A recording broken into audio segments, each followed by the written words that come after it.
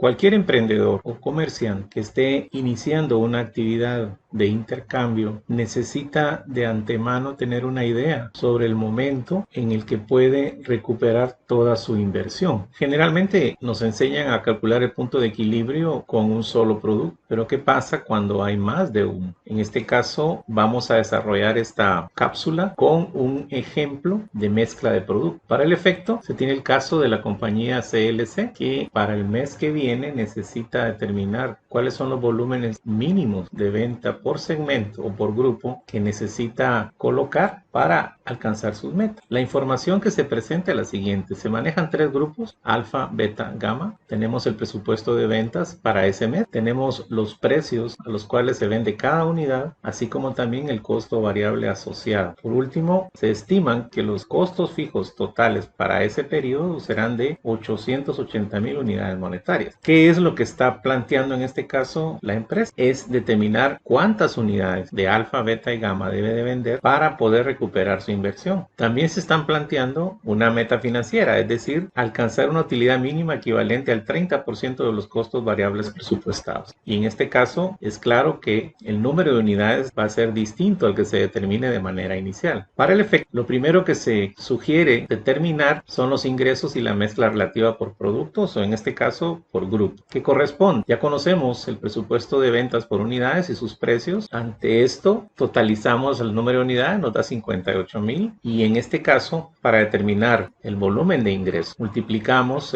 las unidades por su precio. Tenemos 1,000,000 para el primero, 1,400,000 para el segundo y 1,600,000 para el tercero. Tenemos claro que el proyecto de esta empresa para el próximo mes es alcanzar una venta de 4 millones de unidades monetarias. Ahora, ¿cómo vamos a determinar ese porcentaje de mezcla? Bueno, primero vamos a calcular el de unidades. ¿Cómo se hace eso? Dividimos las 10,000 unidades dentro del total, que son 58,000, y eso nos va a representar un 17.24%. Hacemos lo mismo con beta, es decir, 28,000 unidades dividido 58,000 nos resultan un 48.28. Y por último tenemos las de gamma, donde vamos a dividir las 20,000 unidades dentro del total, que son las 58,000, y por lo tanto alcanzamos un 34.48%. ¿Qué se espera acá? Que esos tres valores sumen el 100%. Hacemos lo mismo con el porcentaje de mezcla, pero en valores. ¿Y qué vamos a hacer? Vamos a dividir 1,000,000 dentro de los 4 millones. Eso nos da un 25%. El 1.4 millones por los 4 millones nos va a representar un 35%, y la relación entre 1.6 millones y los 4 nos dan un 40%. Y de igual manera, sumar esos tres valores tienen que alcanzar un total de 100. Vamos a determinar ahora la contribución marginal, la cual consiste en, primero, determinar el total de costos variables por grupo y el total general, y luego establecer las relaciones porcentuales de la contribución marginal, así como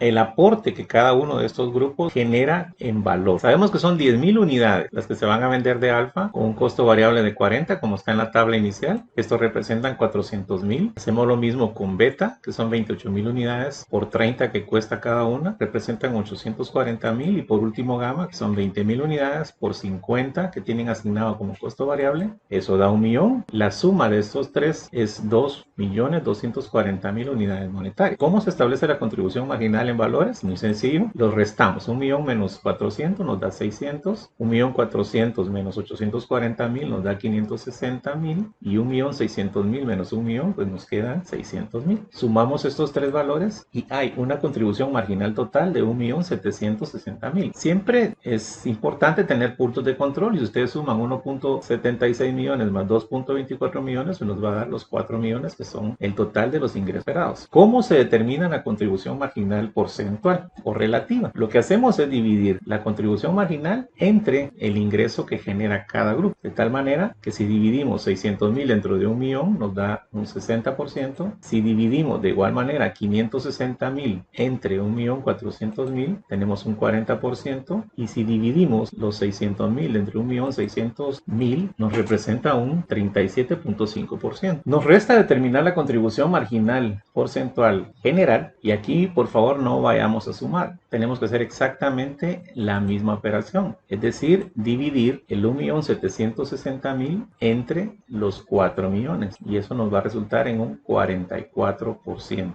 esta cifra clave para el desarrollo de todo el caso. Determinada la contribución marginal en valores y en relaciones porcentuales, procedemos a determinar el punto de equilibrio. Para ello, dividimos los costos fijos totales dentro de la contribución marginal porcentual, es decir, los 880,000 que están planteados como costos fijos totales, divididos dentro del 44% que recién se determinó. Esto implica que para que la empresa alcance su punto de equilibrio, tiene que acumular en ventas 2 millones de unidades monetarias. Esa es parte de la respuesta. Ahora, como necesitamos también determinar cuántas unidades hay que vender, para el efecto es necesario hacer un paso previo, y este consiste en determinar la contribución marginal unitaria, es decir, por unidad vendida, y los elementos involucrados aquí son el 1.760.000 que tenemos determinado como contribución marginal total entre las 58,000 unidades que suman los tres grupos. Esto nos indica que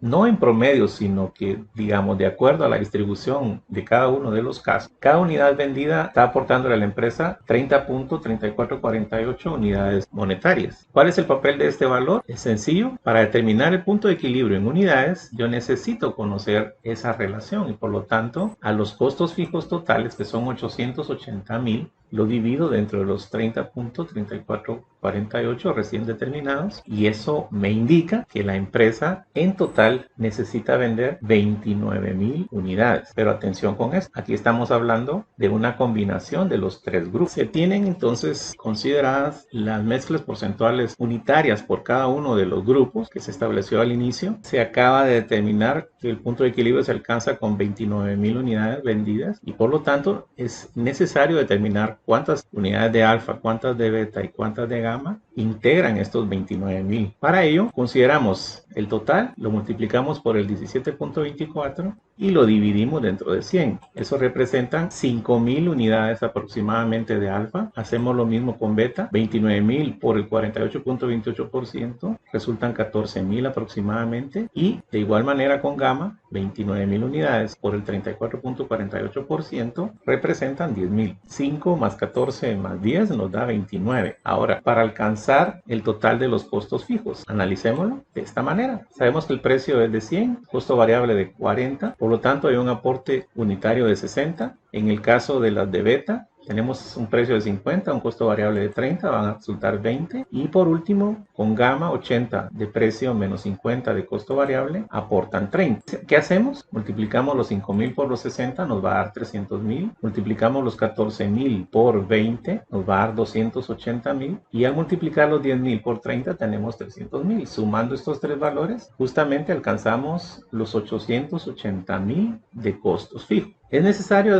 aclarar de que en algunos casos no necesariamente va a salir justa la cantidad como sucedió acá, y es probable que en las unidades, por cuestiones de aproximación, también hay algún tipo de variación, pero eso es irrelevante. La idea aquí es encontrar un monto similar al de los costos fijos. ¿Qué podemos responder ante la primera pregunta? En este caso, la compañía CLC debe de vender 5,000 unidades de alfa, 14,000 de beta y 10,000 unidades de gamma para alcanzar el punto de equilibrio en 2 millones de unidades monetarias. Recordemos que hay una pregunta más, y esta está relacionada con el hecho de que se necesita alcanzar un margen de utilidad determinado. En este caso se está considerando un 30% sobre los costos variables presupuestados. ¿Cómo se obtiene ese monto? Multipliquemos los 2.240.000, que es el costo total variable determinado anteriormente, por el 30%, y nos resultan 672,000 unidades monetarias. ¿Qué hacemos con este valor? Simple y sencillo, a los costos fijos totales le vamos a sumar esta utilidad deseada, y como se hizo anteriormente, se va a dividir dentro de la contribución marginal porcentual. ¿Qué quiere decir esto? Que a los 880,000 le sumo los 672,000, y a ese monto lo dividimos por el 44%, es decir, 1.552.000 unidades monetarias entre el 44%, nos refleja ahora que el volumen de ingresos para alcanzar, recuperar la inversión y obtener un 30% sobre los costos variables ascienden a un poco más de 3.5 millones de unidades monetarias. ¿Cómo se alcanzaría esta cantidad, determinando obviamente el número de unidades que tendríamos que vender. Para el efecto, utilizamos la fórmula. Ahora recuerden ustedes que el denominador es el costo marginal unitario, que ya se determinó que era 30 puntos y fracción, es decir, los 880,000 más los 672,000 que queremos de utilidad mínima, dividido entre la contribución unitaria. Esto nos va a reflejar un total aproximado de 51,147 unidades. Y tal como se planteó hace un momento, ¿cómo se deben de distribuir estas 51,147 unidades dentro de los tres grupos? Para ello utilizamos la tabla. Ya sabemos, es una forma más sencilla de poder entender y explicar esta parte. Conocemos el porcentaje de mezcla unitario, ya se trabajó. Ya tenemos determinado que el número de unidades a vender ahora ya no era 29,000 como estaba hace un momento, sino que es 51,147. Aquí es importante también entender, y vale la pena hacer una pausa, que yo tengo que ver el planteamiento original y evaluar si puedo o no puedo alcanzar esa cantidad de unidades según la demanda determinada. Nosotros ya comprobamos que sí, pero es importante que ustedes cuando están resolviendo otros ejercicios verifiquen este punto, porque si nos diera una cantidad mucho mayor a lo que está presupuestado, eso implica que no se puede alcanzar ese margen de utilidad que se recién determinó, y lo que procedería sería determinar un margen distinto o un valor diferente para ver si se puede alcanzar. ¿Qué hicimos hace unos momentos con esto? Recuérdense ustedes, el total de unidades se multiplicó por la mezcla porcentual. Hacemos lo mismo acá, es decir, 51,147 por el 17.24% aproximadamente nos va a dar 8,818 unidades para alfa, 24,694 para beta, es decir, 51,147 por el 48.28%, y por último tendríamos los 51,147 por el 34.48%, y eso nos va a reflejar un monto de unidades en ese grupo de 17,635. Hago una pausa nuevamente. Generalmente esta tercera cantidad se determina por diferencia, porque cuando estamos trabajando así con valores donde se generan muchos decimales, es fácil que nos quede una corta, es decir, que nos pueda sumar 146, o que se pase una que nos dé 148. Y para evitar esos desencantos allí, siempre se aconseja que el tercer valor se obtenga por diferencia, es decir, a los 51,147 le restaríamos 8,818 y le restaríamos 24,694, que ya estarían inicialmente determinada, y nos resultará la cantidad acá. Es cuestión de gusto, pero ustedes sabrán si lo desarrollan por multiplicación o si lo hacen por diferencia. De todas formas, estos son valores aproximados y yo puedo, al momento de interpretar una respuesta, dosificar esa información. ¿Cuál es la contribución unitaria? Recordemos, 60, 20 y 30 se recién determinaron. ¿Cómo establezco la contribución que cada grupo haría para alcanzar el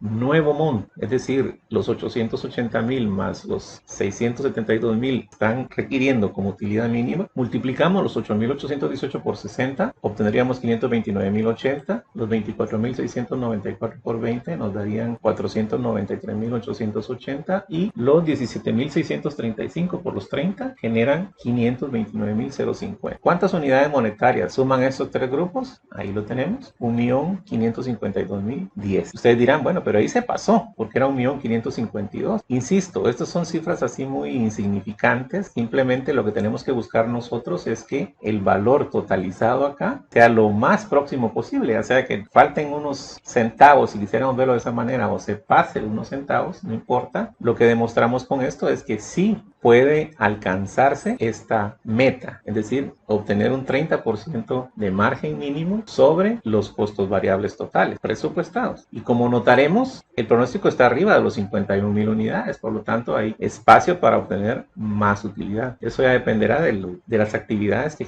genere la empresa para poder ubicar sus productos. ¿Cuál sería la respuesta en este caso a la segunda pregunta?